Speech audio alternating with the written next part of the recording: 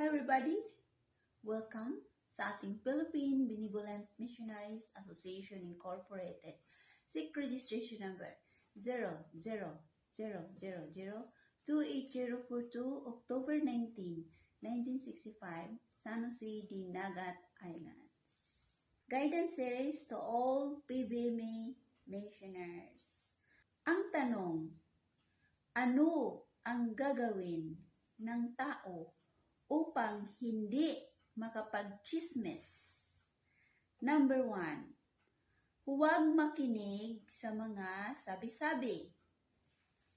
Number 2, isipin ang maruming bagay upang ika'y mandiri tulad ng ika'y mandiri sa maruming pumapasok sa iyong kaluluwa.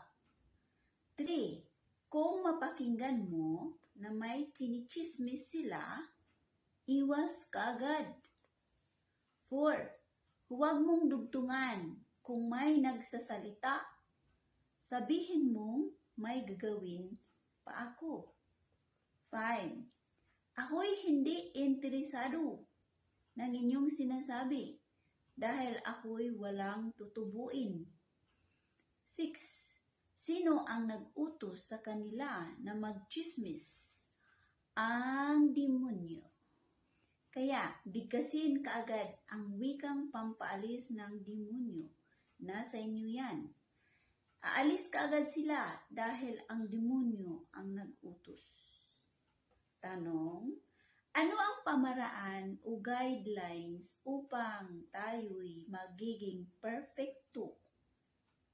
Number 1, isa lang ang batas ni Divine Master na dapat sundin. Ang batas ng Diyos, ang 10 utos, at ang batas ng pamahalaan, at ang batas ng PBMA Incorporated. 2, you must be loyal. 3, you must be sincere. 4, you must be cooperative. 5, you must be honest.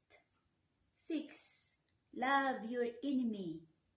7, mayroon kang malawak na pasensya. 8, maganda ang daan namin patungong langit kung pinakamabuti ka. 9, maligmata lang ang nandito sa mundo. Bata nga, walang puot.